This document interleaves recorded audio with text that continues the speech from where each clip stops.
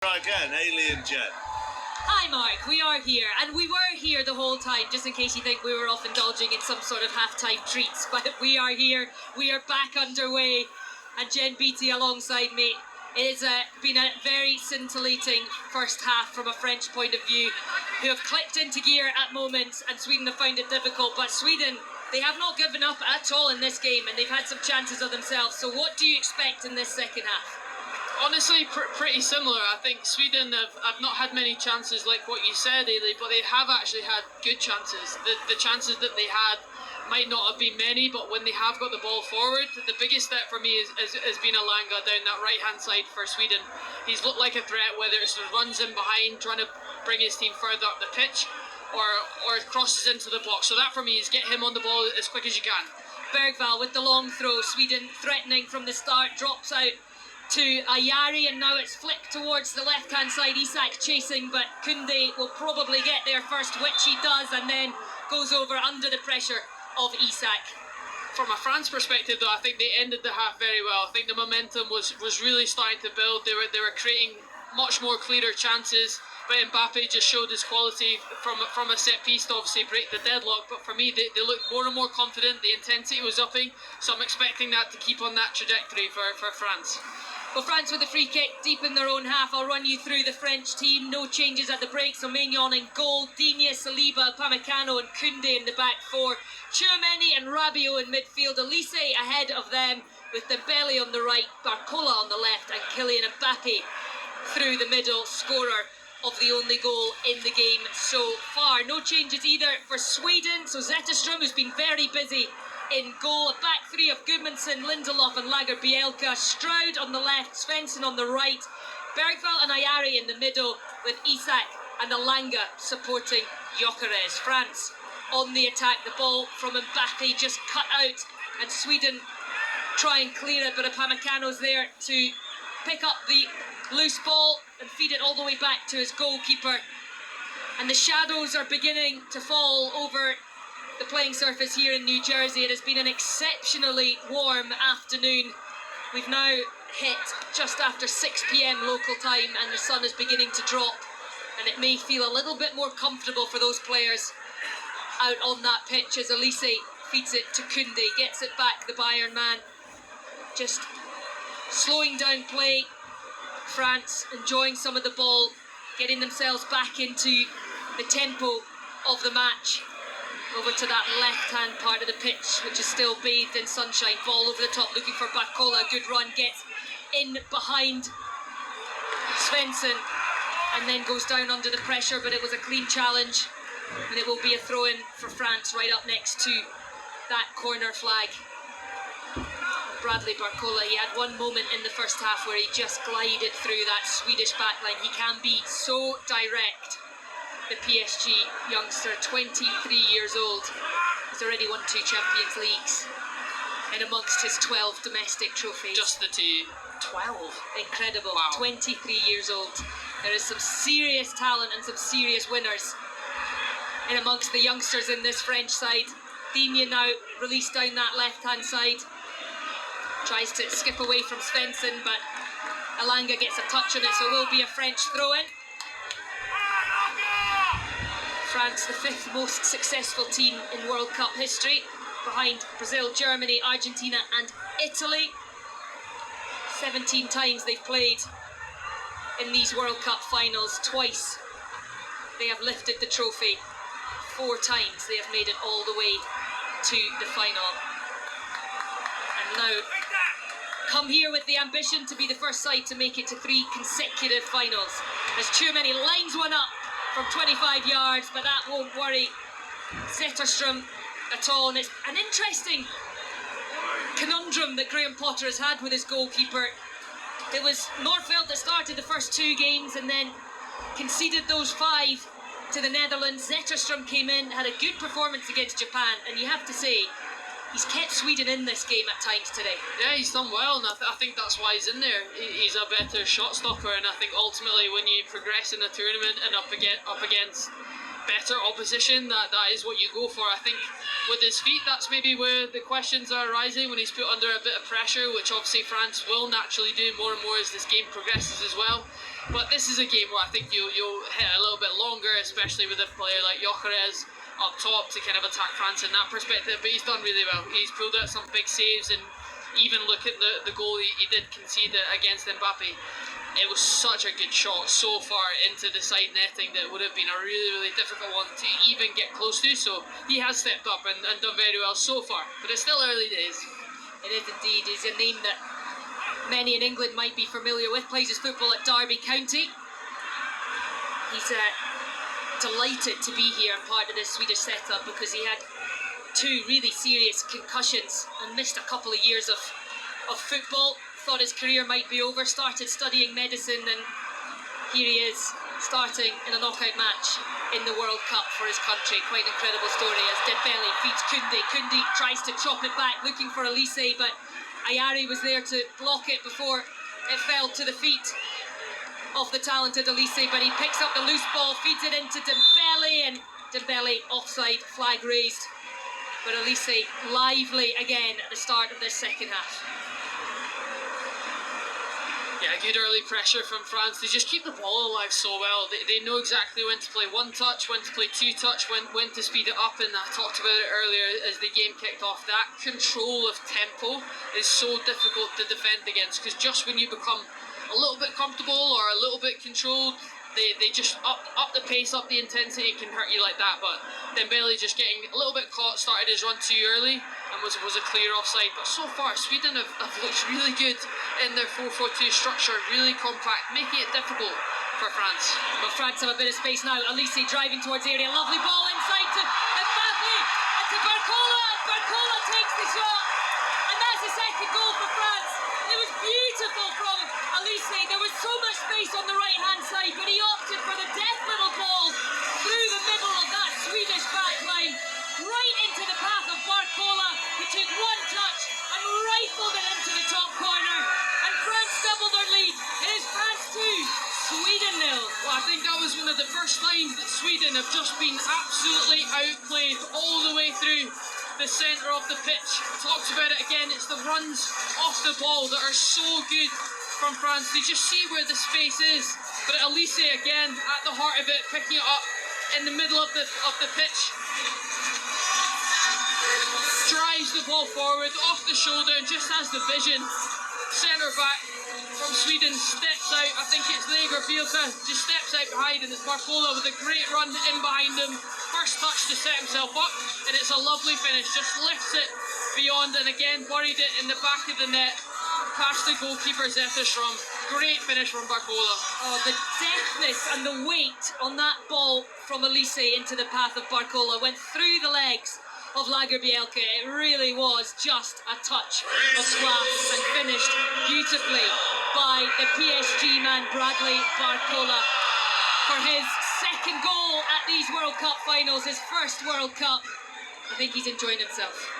Yeah, it was just far too much space. It's the first time that Sweden have looked vulnerable through the midfield, but when you give players like that time and space to lift their head up, find a pass, that is the quality they have. You were spot on, Ellie. The weight of pass just in the path of Barcola to just stride onto it, take a touch, set himself up to absolutely bury it.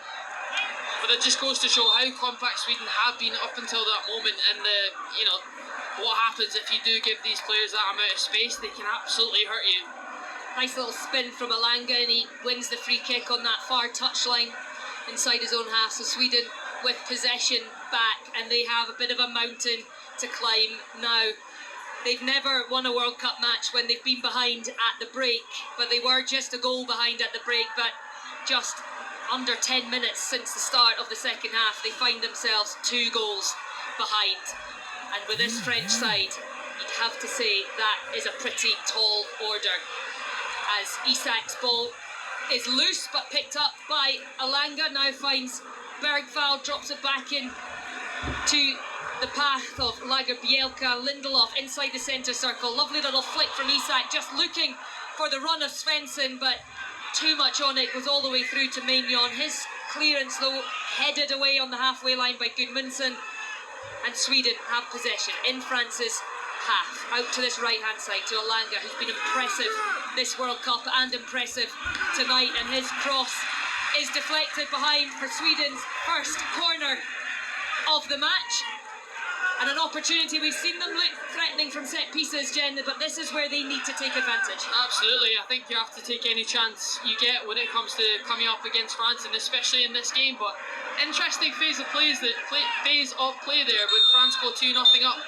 Quite happy to sit a little bit deeper and allow Sweden to get on the ball a little bit more. I'd be intrigued to see how much that plays out, because they've obviously conceded a corner really quickly after dropping a little bit deeper. They've been such a threat when they have pressed Sweden high, won the ball higher up, and been really successful in those areas.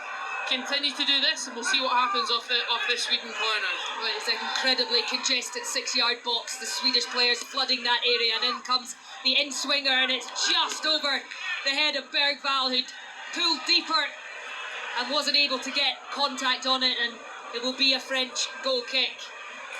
And that will be frustrating for Graham Potter.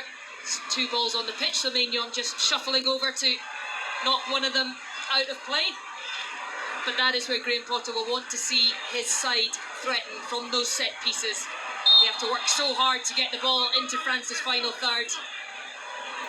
And he is a man that has a strong connection with Sweden. I was lucky enough to go to Östersund and visit him when he was the manager there, just before he took Östersund into the Europa League, where they played against Arsenal. Took them from the 4th tier of Swedish football all the way to the top. It was a wonderful story. If you have an opportunity to read back through that, if you don't know it, it's quite a fascinating story. The club Östersund, a fascinating club themselves. So certainly a country that Graham Potter knows well, feels very at home in, and now he leads the national team. And despite finishing bottom of their qualifying group, managed to get them into the knockout stages of the World Cup. Through the playoffs, thanks to their Nations League group win. But they have a mountain to climb here in New Jersey. 57 minutes on the clock, France 2, Sweden 0, and Jen, France just beginning to pop it around the little triangles. It's looking like a bit of a possession training competition happening. How many passes can they string together? You can hear the crowd start to do the ole after every pass. But it's because, credit to them, they've scored 2 goals. They aren't in any speed, any rush to try and get the ball forward to attack now. They're enjoying being on the ball. They know how much quality they have in this team, and they're making it look so easy, Ailey, I will say. They really are. The way that they're popping it around. They are just enjoying themselves. Elise now running at Goodmanson. Lovely ball in behind to Koundé, gets the ball across, but just too close to the goalkeeper. And that is what they will do. They will keep the ball, they will draw Sweden into those little lapses of concentration, and then they will try and strike. Well, you start to lose morale of being on the opposite end of that, where you're up against a team that are so comfortable on the ball, 2 goals up, quite happy to just keep it. It's really disheartening, I will say, but they're just so enjoyable to watch, this French team. The way they moved the ball there from side to side, gradually worked it up. Sweden just dropped and dropped further and deeper and deeper. You could see the morale was starting to drop the longer France were having the ball. But what a goal that would have been. I think it was Koundé that ended up in the box in the end, trying to get a cross away after I don't know how many strings of passes that was. I lost count. Yeah, I think we were well into the 20s or 30s for the passes in that move. Quite something. And this, the penultimate match of today's last 32 action earlier on today. Norway 2-1 winners against the Ivory Coast to book their passage through. Erling Haaland on the score sheet there, his 5th of these World Cup finals. It is France 2, Sweden 0, so the favourites very much living up to that tag at the moment as they manage themselves through this game. And then later on this evening, Mexico against Ecuador. You can listen to that live on Radio 5 Live and BBC Sounds. That is from 2 a.m. And 5 Live Breakfast will be back tomorrow morning with Rick Edwards from 6. Rick will also have the Football Daily podcast with Lloyd Griffiths. That will be available when you wake up on BBC Sounds. All the reaction to today's football, and I'm sure as well a look ahead to England against Democratic Republic of Congo. That is on tomorrow all the build-up with Kelly Cates, John Murray and Paul Robinson from 4 o'clock. You can also watch that live on BBC One. So France enjoying possession and enjoying it in and around the Swedish penalty area as Koundé picks it up and drops it to Rabiot onto the right-hand side with Dembele. Back to Rabiot, and inside he flicks it to Mbappe. Continues his run. Rabiot found by Mbappe with a beautiful ball, but just crowded out. Flicks it into the path of Koundé, recycles it to Dembele, and now Elise with the left foot curler, and that's palmed away by Zetterstrom. It will go out for a French corner, and this is beginning to feel a little bit like damage limitation. I was about to say, where do we start with that phase of play? It was at the scoop from Mbappe, trying to find Rabiot in behind. France keep it alive so well, and that man Olise again popping up on the edge of the box. You can just see when it lands on his left foot, every single time he's looking to open up his body and try and get a shot away. So Olise with another opportunity to swing a corner into the area. This time both arms are raised.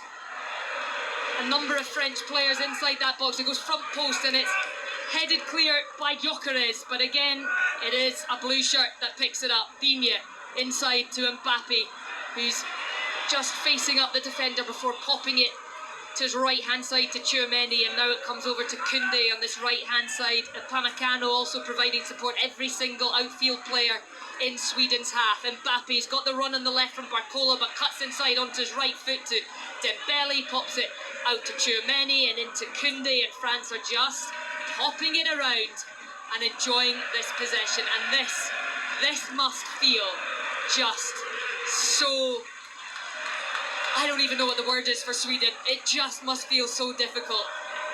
Yeah, absolutely. I think as well, I think it's fair to say sometimes they're going into that 4-1-4-1 formation, which for me is even more, not negative, that's maybe not a way to look at it, but harder to get players further forward. So I'd be intrigued to see who comes off the bench, because they can't play another 30 minutes like this, Ailey, and expect to get something out of the game. Let's not forget, it's a knockout. You don't want it to be over. You have to inject something, whether it's throwing bodies forward. So I'm intrigued to see how and where they change things, because I can see players about to warm up, about to come off the bench. Intrigued to see how that changes things. Lovely little ball from Dembele into the willing run of Koundé. He's covered a lot of ground, and now Dembele flicks it in looking for the run of Olise. Gets a thumbs up from Olise. Just ahead of him, the ball, and Lagerbielke tracked Olise's run. Zetterstrom able to pick it up, and now Sweden have the ball. So this is where they have to make the decision. Do they keep it? Do they enjoy possession, or do they try and strike? I think they have to try and catch a breath, and I think that's what they're doing. Isak and Gyökeres are getting back into that underneath each other in that 1-1 from a striker's perspective and try and move the ball, but you have to just earn the right to play all over again. It's been very heavily possession dominated by France, so now it's about keeping the ball, getting your breath, getting your forwards on the ball, just trying to work your way up the field again, which they seem to be managing to do. Bergvall in possession, Svensson out to his right hand side, just inside the French half. Now back towards the halfway line with Lindelof, as Lindelof looks for options ahead of him. He's pointing, he doesn't have what he needs, so Gudmundsson picks up the loose ball, and now it falls to Stroud. Back with Gudmundsson, and Sweden will try and keep the ball here. 63 minutes on the clock. They trail by 2-0, and the French have come out of this second half with their tails well and truly up. But it is now Sweden who are enjoying a little bit of the ball and will try and catch a breath, like Jen says, but also see if they can work an opening and get themselves back into this one. It's a heavy touch though from Elanga, and France win it back only momentarily though. Elanga, he has it again on that far touchline, just drops it inside and gets it back. Almost a very nice little 1-2 there, but France able to get a toe in, and now an opportunity for Mbappe crossing the halfway line. The roar of the crowd every time he gets the ball. Plays it into Olise. Beautiful pass, and that is wonderful defending from Gabriel Gudmundsson to just deflect the ball out for a French corner, because Olise was bearing down on goal, but really good tracking from the Leeds United man. Yeah, just when Sweden worked their way up the other side of the pitch, what did they do though? They leave half a pitch available for behind them, and it was a brilliant counter-attack. Olise again making that run in between the two centre-backs. Mbappe finds him, but it's great defending, as you said, from Gudmundsson, trying to recover as quickly as possible. Sweden just making a couple of changes, so Coming on to the pitch, Taha Ali, he's replacing Elliot Stroud in that left wing-back position, and also Besford Zanelli is going to come on as well and replace Lucas Bergvall, who's had a very impressive game, albeit he's had to do a lot more without the ball than with it, but he's certainly stood up to a number of challenges, Lucas Bergvall. So Besford Zanelli from Union Sancho-Waz takes his place in that midfield as the cross from Elise is palmed away before a French head can get on it, and France coming forward again. Tchouameni into Rabiot to Upamecano, takes the volley, blocked by Lagerbielke and into the arms of Zetterström. I wondered if Rabiot was offside there, but no flag went up, so continue we do. And Sweden on the ball from Elanga, just not quite into the path of Isak, and his heavy touch is cut out by Koundé, but Sweden do win the ball back with Gudmundsson. The first touch for Ali, the Malmo left winger playing as a left wing back here as he comes forward. Lovely little ball from him, in behind to Isak, across towards Gyökeres, but well read by Digne to get ahead of the Arsenal man, and out it goes for a Sweden throw-in. But this is a good little spell from Sweden. Yeah, they needed the fresh legs to come into it, and what do you do when that happens? Try to get them on the ball as early as possible. Ali does really well just to drift onto this left-hand side and pick up the pace. What that does is attract a player, left the space for Isak to run into. Obviously just couldn't get the connection to pick out a player in the box. France did really well to recover, but much better from Sweden. They have to take advantage of fresh legs coming into the pitch. Taha Ali coming on that left wing position, got great feet. He used to be an international futsal player for Sweden. This is just his second World Cup appearance. He made his first against the Netherlands, coming off the bench there as well.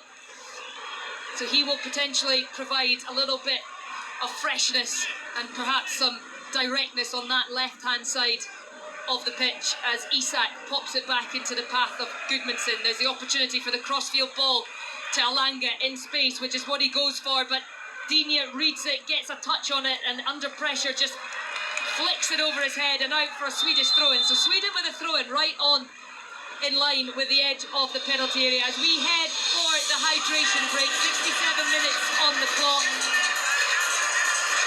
and a few minutes for the players to gather their thoughts, take on some fluids.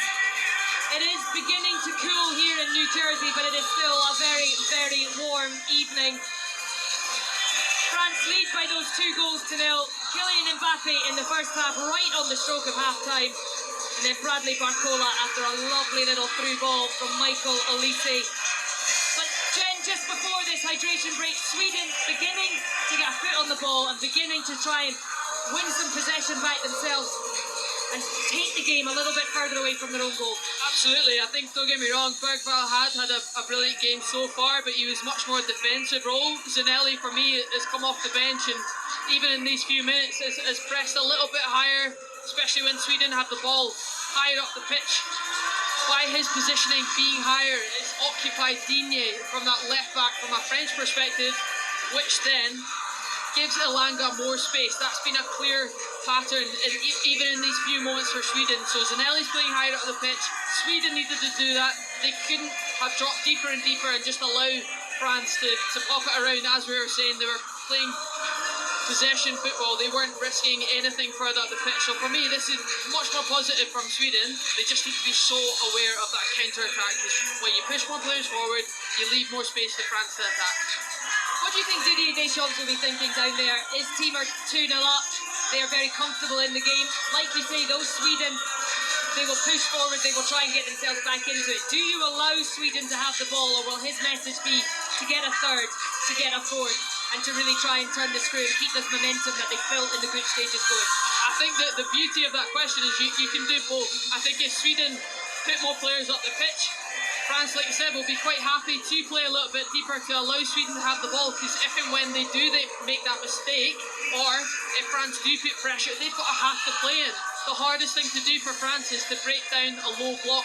They did that, they scored 2 goals. Now if Sweden have to come out for it, this game might be more expansive, and I think Didier Deschamps will be so comfortable knowing the kind of pace that Olise and Mbappe can have in those moments. They will love that. If Sweden throw more numbers forward, they'll love if this game becomes more open and more space. Well, the players making their way back out onto the pitch. It will be a as Swedish throw in to restart things. Another game to come for you if you're a bit of a night owl, enjoy listening through the evening. Mexico against Ecuador is live tonight on Radio 5 Live. That is from 2 a.m. And then the action continues tomorrow. England are in their first knockout match of this tournament up against the Democratic Republic of Congo. That all gets underway from 4 o'clock, all the build up to that one, and the game also live on BBC One. Belgium against Senegal, that is also on tomorrow on Radio 5 Live and BBC Sounds. 9 o'clock kickoff for that one, and of course you can catch up on all the tennis and all the news from Wimbledon. That gets back underway tomorrow. The long throw from Sweden restarts as cleared by France. Elise gets on the loose ball from Dembele through to Mbappe. He's only got Spencer for company, plays it into the path of Elise, takes a heavy touch and allows Zetterstrom to come out and grab it at the feet of Elise. Unselfish from Mbappe. He thought he was playing Elise in for a certain goal, and he's so frustrated, the Bayern man, because it was just that heavy touch allowed Zetterstrom to come out. I mean, that was the prime example of how fast France can get forward if given that amount of space in behind, to go for it. Couldn't get my words out there. But Mbappe and Elise are just absolutely phenomenal. When they get to that position, you're so right. It was really unselfish for Mbappe, but great running off the ball from Elise. That is what he's so good at. Just gets forward as fast as possible, but it was a great save from Zetterstrom just to come off his line and close the angle for Elise. Well, Mbappe had 2 assists in the game against Norway. It's the first time he's had double assists in a single game since 2022, and that would have been another one for him. And does it feel a little bit now that, you know, he's had his criticisms for maybe it being all about Mbappe, but does it feel a little bit like the team player that we're seeing from Kylian Mbappe now, as Ali takes it for a little run down the left-hand side, but it will be a French goal kick? I'm definitely not seeing that. I think we're seeing a very selfless French team who are quite happy to, yes, score the goals, yes, get the assists, but I love the decision making in the final third. They know when to take the shot, they know when to play in a teammate, they read the game very, very well. They know if someone is in better space, that feels like the narrative. No one is trying to be the hero because they're all that good. I think we talked about this before we came live, before the game starts. That can sometimes be a bit of a worry when players are playing in, you know, a team full of all-stars. I don't see any of that, and I think that goes to show the quality that we've seen, not just from tonight, but from the entire group games from France. They're quite happy to just win games, score goals. Whoever does that, it doesn't matter. Now, they certainly scored plenty of them in the group stage. Their 10 goals is their most in a group stage World Cup campaign since they scored 11 back in 1958, and now they're looking to add a third here. Mbappe driving towards the penalty area, flicks it out with a back heel to Barcola, who finds Elise just outside the penalty area onto his left foot. What a ball in for Mbappe! That is a beautiful, beautiful goal, and it is scored by Kylian Mbappe. But Elise in the build-up, stunning once again. Kylian Mbappe finishes it, but Jen, that is all about Michael Elise. That is just perfect football. Exactly how you break down a back four. The vision from Elise, again, the movement from Mbappe off the ball. Mbappe does so well to time his run perfectly from the outside wing. Position just comes on the inside, off the back of the shoulder from the Swedish right back. And the way it pass again, Ailey, is absolutely spot on. Breaks through the line of the whole back four, right into the path of Mbappe. I think we're seeing a bit of showboating now. Right before that phase of play, Mbappe with a little back heel. But it's the pass from Elise. I think Mbappe has timed his run perfectly. It looks like he has. We'll see if it gets brought back, but it's the finish. One touch again, sets himself up perfectly, opens up his body, guides it in to the side netting, past the goalkeeper.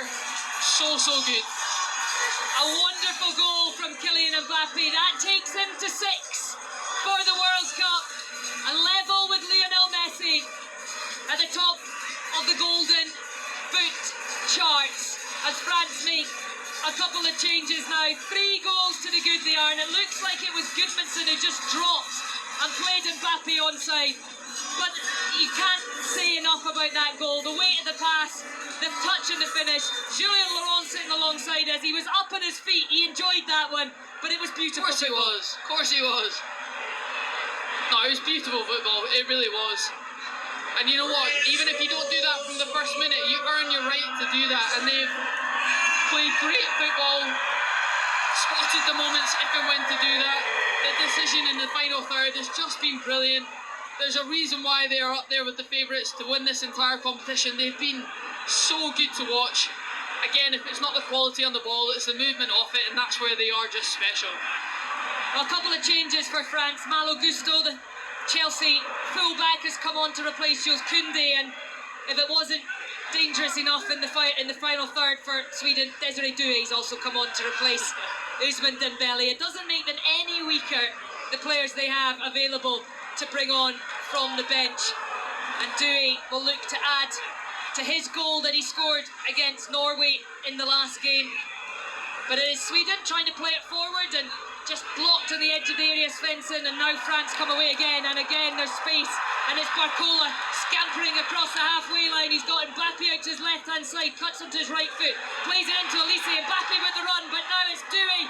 First touch for Doué, plays it across goal, and just behind Mbappe, Sweden clear, but it only goes as far as Rabiot, and acres of space midway between the halfway line and the edge of the penalty area.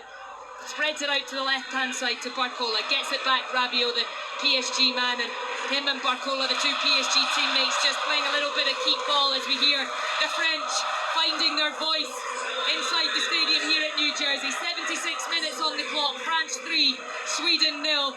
The French look to be heading through, but we're just getting a little look at that offside in the build-up to that goal. Mbappe onside by the slightest of margins, timed his run absolutely perfectly, and I'm glad he did. Sorry for any Swedes listening, I'm glad he did, because that was a beautiful goal. Oh, incredible.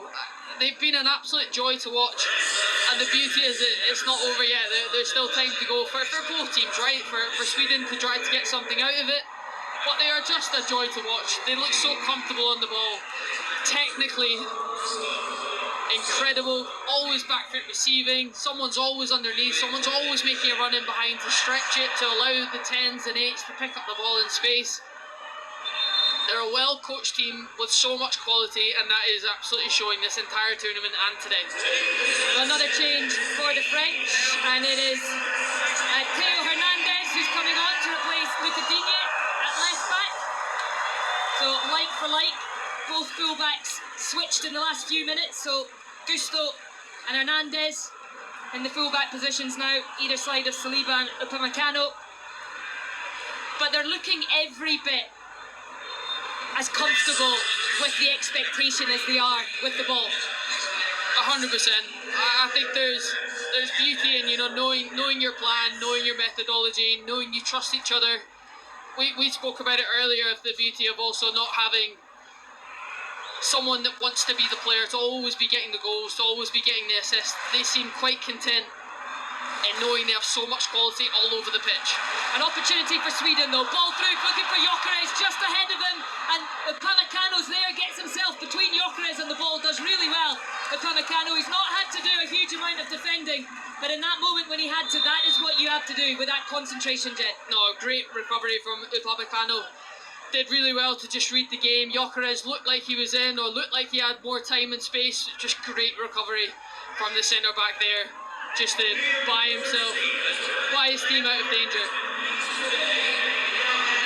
With just around 12 minutes or so left before the 90 is up, France comfortably leading by 3-0, and Theo Hernandez with his cross across the face of goal, blocked by a number of Swedes who are all just back in their own area at the moment. Every time France get the ball, trying to make it as difficult as possible, but this French team, so much guile, so much quality, and so much understanding between all these players, not just the front four, but the fullbacks coming up to support, the midfielders supporting. It is a wonderful thing to watch. No, I couldn't agree more. The patterns seem so clear, or that interchanging of movement.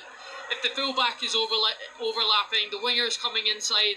I've seen Elise all over the pitch, whether he's in the number 9 or on the wide areas. Same as Mbappe, just the interchanging of movement. There's such an understanding that if a player's making a movement, do the opposite.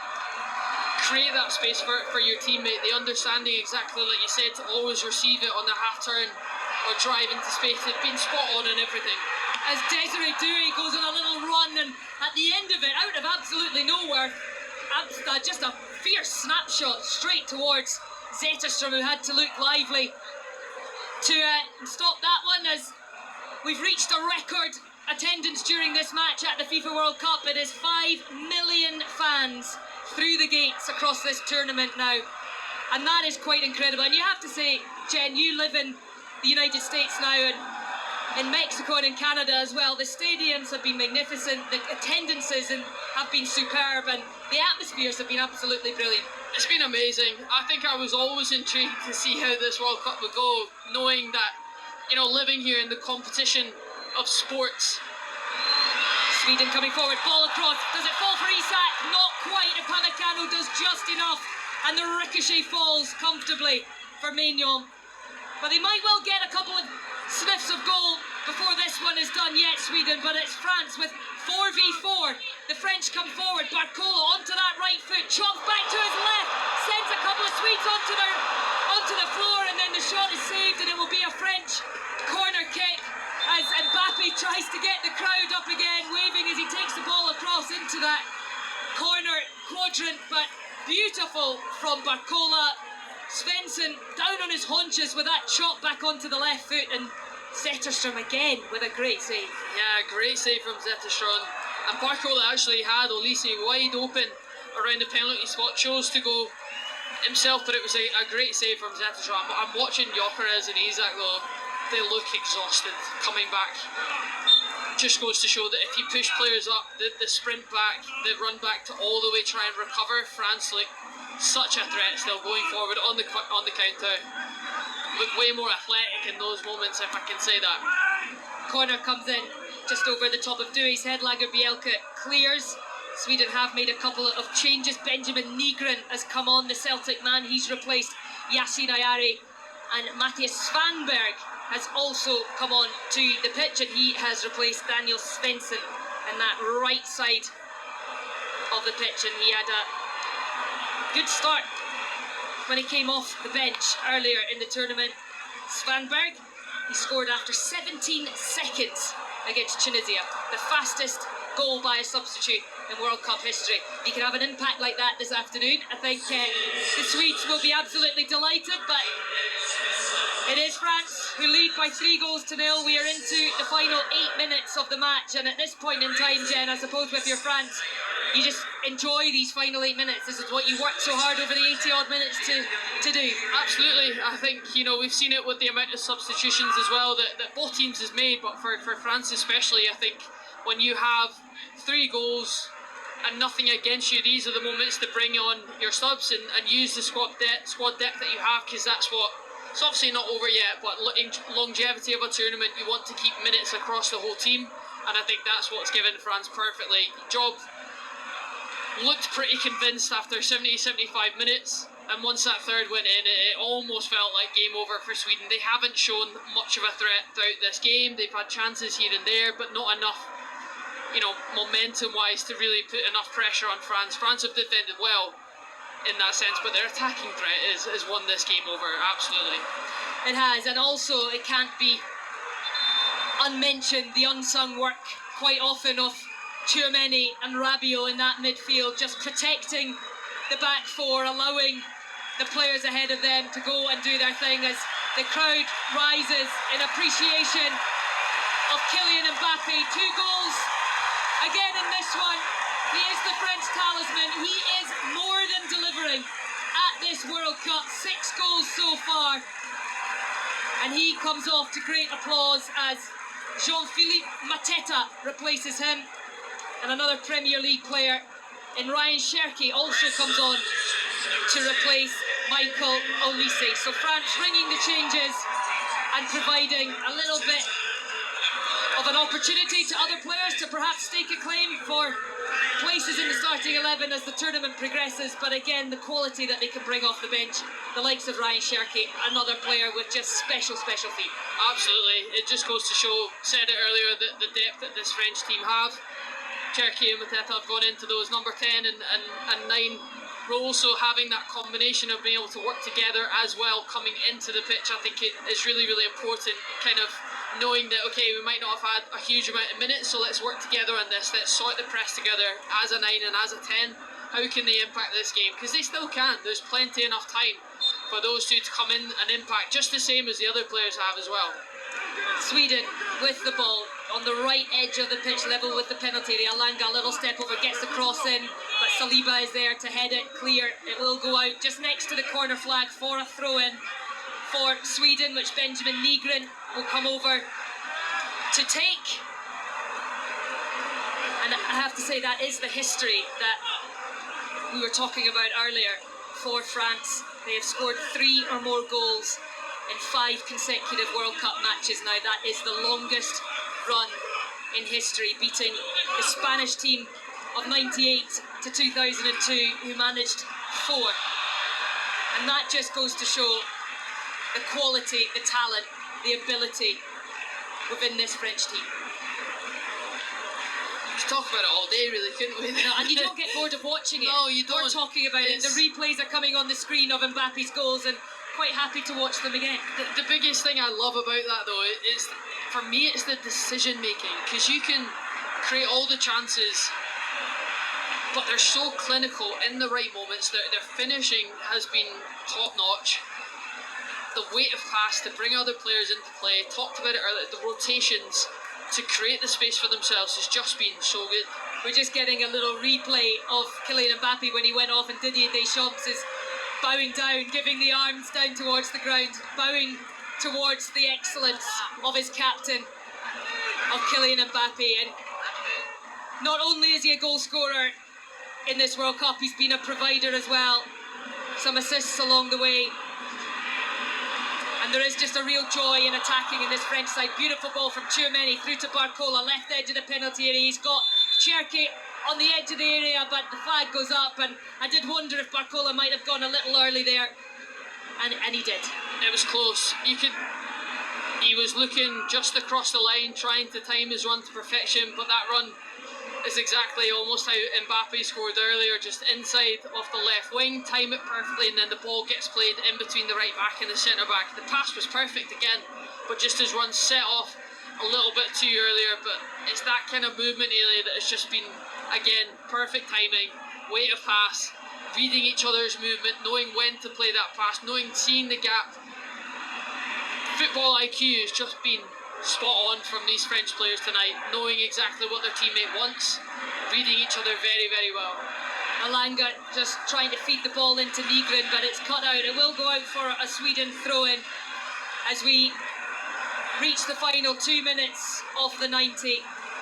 And for Sweden now, it is more maybe about just a little consolation at the end. They've worked incredibly hard, Sweden, to try and contain this French side.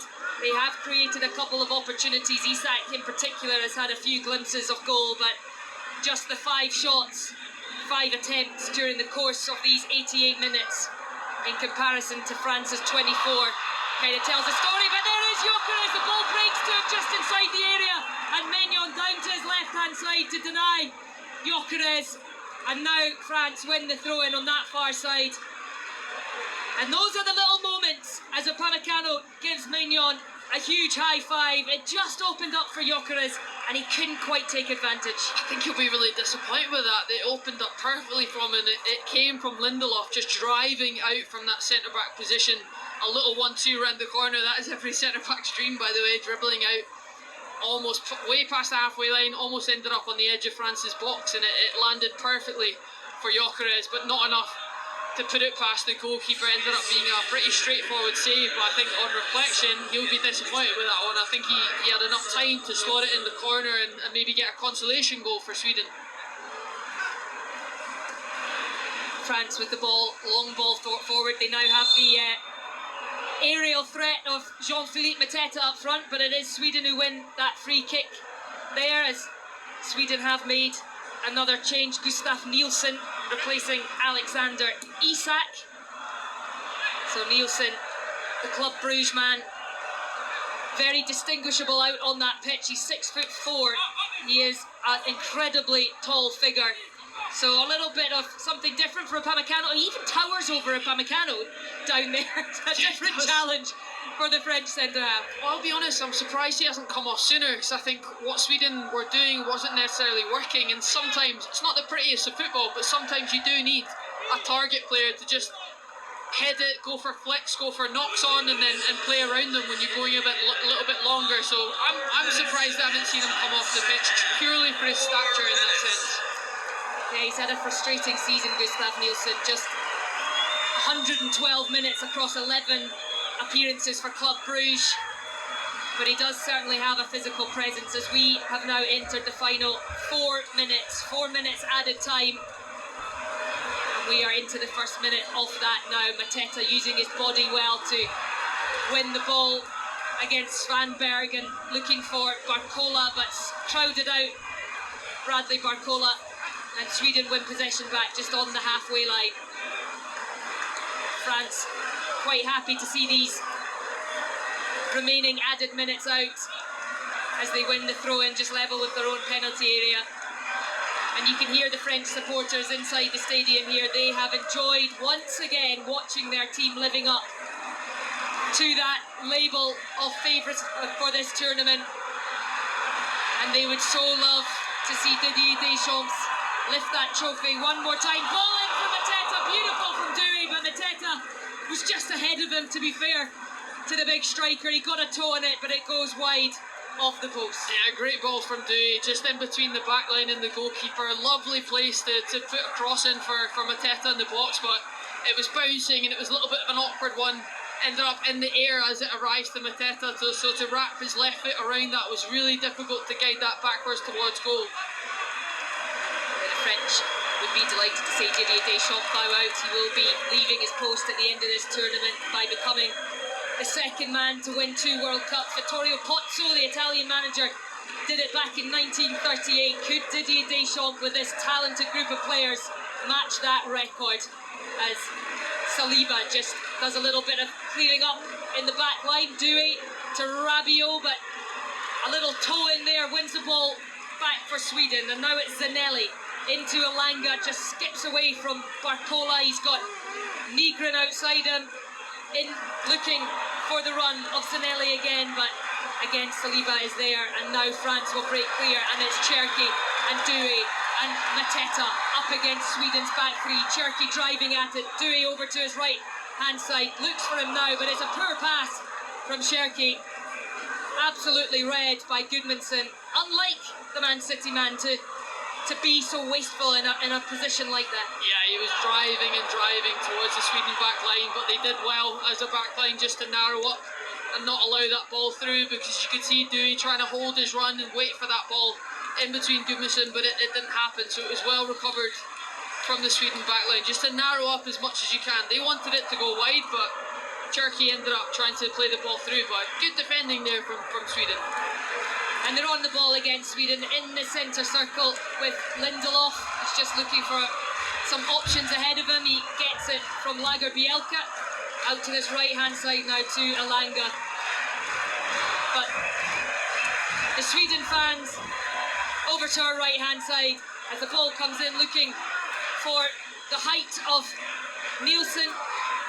It has fallen to Elanga, and now it's played inside, and the shot comes in and it's cleared. And it was Svanberg with the effort. It will be a Sweden throw. And I was just going to say, these Swedish fans to our right-hand side, that pocket of yellow high up in the second tier of this stadium, they have not stopped as the final whistle goes. And it is France who will progress. And they do it in some style. A French masterclass in attack. They dominated from start to finish. And it was Kylian Mbappe who finally broke the deadlock just before half-time. And then in the second half, Bradley Barcola, a lovely little through ball from Olise. He finished it off before Olise became the provider once again with another exceptionally weighted pass in behind, this time to Mbappe for his second of the game to move in